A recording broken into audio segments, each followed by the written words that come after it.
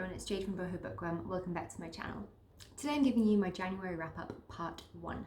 Fast becoming one of my favourite authors is A.R. Torre. She wrote the Deanna Madden series, The Girl in 6E, Do Not Disturb, If You Dare, a fantastic 3-book series and could not recommend it enough. It is quite erotic adult thriller fiction, very gritty and dark and so exciting. I find this author's writing style to be so captivating and I can get lost in her stories so easily. Just everything is so engrossing about her work. So when I heard that she was coming out with a new thriller, I could not wait to sink my teeth right into it. So her new book is called Every Last Secret. It's about this woman called Kat who just seems to have it all. She's got a very high social standing, a very handsome, successful husband. You know, she's rich and she's worked very hard for what she's got. So then one day in this neighborhood that she lives in, they get new neighbours. And obviously with new people you've got to be cautious, but Kat welcomes them with open arms, and the lady that moves in with her husband, her name's Nina, and her husband hires her to work for his company, and Kat starts to feel quite threatened by her because she seems, while she wants to seem to establish a friendship with Kat, it also seems like she's developing somewhat of an obsession with Kat's husband, and they're just starting to spend a lot of time together. Doesn't seem quite right. This is a book all about obsession, possessiveness, jealousy, scandal, rivalries, infidelity, revenge and betrayal. It's such an exciting, enthralling read. I wouldn't say that it's quite as erotic as her Deanna Madden series, and definitely not as disturbing either.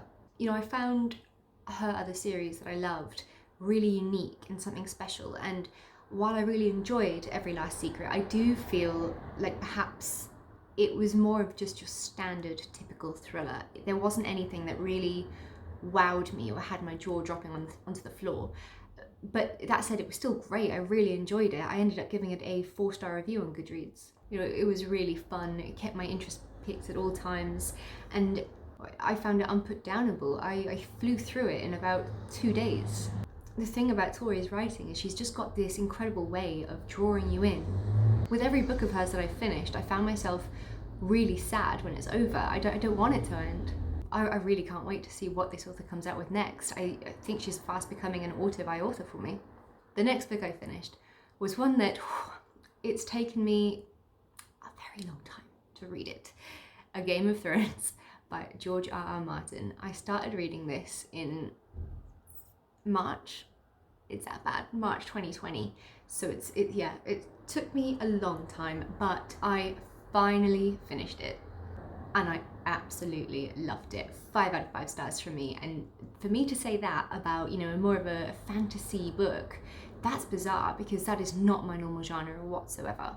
I started watching A Game of Thrones quite a couple of years ago and I lost my way with it. I couldn't remember where I was, and I decided, you know, I really do want to watch it again because I enjoyed what I saw, but I like the idea of reading the books first and just seeing how it, you know, how it matched up to the book. I don't feel like I really need to go into great detail into the premise of A Game of Thrones because it's A Game of Thrones and I'm pretty sure the majority of the world will know what it's about. I think I was always quite reluctant to pick up the book, A, because, I mean, the size of it is daunting, it is thick, but also because, to be honest, I'd heard that it seemed like it had been written for a younger audience, that the writing wasn't that great, and that it was, you know, a 10-year-old could read it. But once I picked it up, I was like, no, that couldn't be further from the truth. I mean, there's a lot of sexual content in there.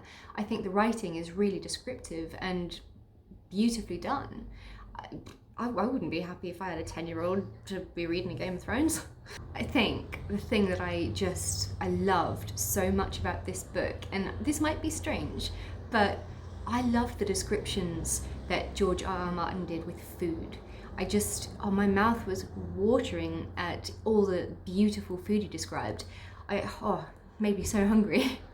I also felt like, you know, the settings, the environment, the emotions within this book, they were tangible. And it was pretty erotic at times, and I was really impressed by how Martin was able to change his tone between characters, you know, being more gentle and almost flowery prose with the women, and then, you know, a bit more manly with the men, if that makes sense. I think what I'm trying to say is, every character had a unique voice, and it was so vivid how each character saw things, experienced things, felt things, smelt things. It was all so well done. For instance, take Caitlyn's chapters. They just seemed a lot more gentle, even with her, absolute hate for poor Jon Snow. I feel like her chapters were more focused around her senses. Her chapters described her surroundings, they described her emotions. It even went into detail about, the sounds she was hearing, things like that, that just made it feel so much more like it was being told from a female's point of view. And then like Bran, for instance, he definitely had the perfect voice for a little boy who has really just, his world's just collapsed around him. He's lost his legs. He's got such a strong imagination, and it really shines through. I don't want to go too in depth into each character and the story because I don't want to give any spoilers away if you haven't read this book yet.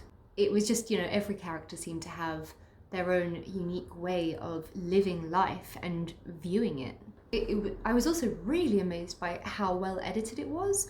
I mean, for a book of its size, at sometimes I was quite tired when I was reading it and I could have maybe missed something, but as far as I'm aware, I didn't pick up one mistake in this book.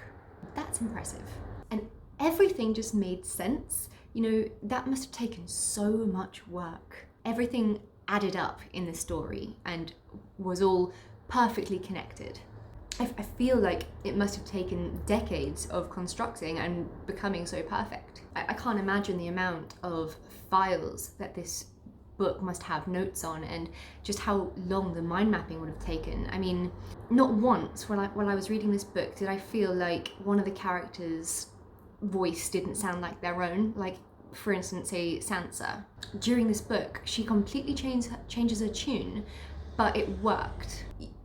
She starts off the book as a really annoying character that's naive and just wants to, kind of lives in a fairy tale world. And then Martin is able to take us on her journey and understand how she stops loving Joffrey and what he did to hurt her, and why she's no longer so besotted with him. And then we've got Arya, who was definitely one of my favourite characters in this book. She was so stubborn, and I loved that. I loved her ferociousness. I loved her tomboy attitude. I almost feel like I wish that Martin had done more with her character in this book, and I hope that we get more of her from the future books. I feel like Robb's character was heavily neglected. I mean, he's the firstborn, he's the heir of Winterfell, and the poor guy didn't even get his own chapters, yet he led a war and captured Jaime Lannister. He's a big character, so why did George not want to give him his own, his own voice in this book? I feel like the pressures that he faced could have been really interesting chapters to follow. Tyrion was an absolute laugh. As I was reading it, I was just like trying to not skip, but I wasn't all that interested. It got a bit tiring in the end of Ned Stark and pretty much all the Starks. They just dominate the book, and I was so excited to get to Tyrion's chapters. I found myself giggling through his chapters as well as sympathising with him. I mean, he's so funny and he's got this wicked sense of humour, but your heart also breaks for him at the same time, and it's very unique. I always found Eddard's chapters, or even Jon Snow's chapters, like I had to slog through them really, and that made me quite sad about Jon's chapters, because for instance in the TV show I perved over Jon Snow so much. Oh, he was gorgeous. And I think a part of my problem with his chapters is that in the books he's a little 14-year-old boy, and in the TV show he definitely is not. He is a sex god. So I found that a bit odd. So I couldn't get the image in my head of his character as Jon Snow, the TV actor. I did pick up something very early on in Jon Snow's chapters, and I'm not going to say what it is to a great extent, but if you've watched the show you'll know what I mean. But something happens nearing the end, or whenever the TV show ended, and it is very heavily hinted at in the first few chapters of the first book. All I'm gonna say is purple eyes.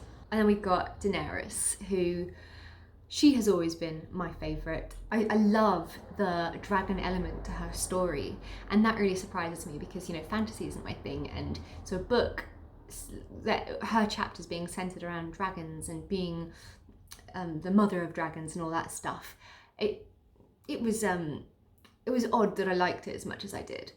I loved the chapters and paragraphs of her detailing her journey on horseback, you know, reins in hand. I loved reading about her relationship with Drogo, the love that they had for each other. You know, they overcome language barriers, and there's such a softness about their relationship, despite, you know, the violence and the rape threats he does, and there's you know, a lot wrong with him, but somehow I just immersed myself into their little story. I didn't like Miri at all. I mean, I understand that Drogo was warned not to drink poppy while he was busy healing, but I just would not have trusted her. Even if my husband and my unborn child's life depended on it, she just seemed very sneaky and conniving. It was like she was playing with minds, you know. She slit this horse's throat and made Khaleesi believe that this was going to save Drogo's life. Like with Jon Snow, I kept having to remind myself just how young Khaleesi was in this book. I had to remind myself of that because that was the only way I could understand her actions and her thought processes. If you read the book after seeing the show, I think it's quite hard to backtrack and not see the characters as older, more mature characters. And as always, as much as I love this book, I did have a few qualms with it. Like I said, I didn't really like how the majority of the book was taken up by the Starks. I definitely didn't like the brutality towards animals and women. You know, horses getting killed, women getting raped. It's not an easy read, and it was hard to stomach how vivid some of the details of all these things happening were. But then, you know, that was the way of the world back then. You know, it angered me. I mean, no, it infuriated me at times. It made me feel really queasy and uncomfortable. But that said, I'm so glad that I persevered, because it is a very special book and a really strong start to what I hope is going to be an excellent series. I feel like just talking about those two books, I have a couple more, but that's enough for today. I'll come back to you soon with the rest of my January wrap up. I hope you have a lovely day and are keeping well during these crazy, crazy times. Chat to you soon, guys. Bye.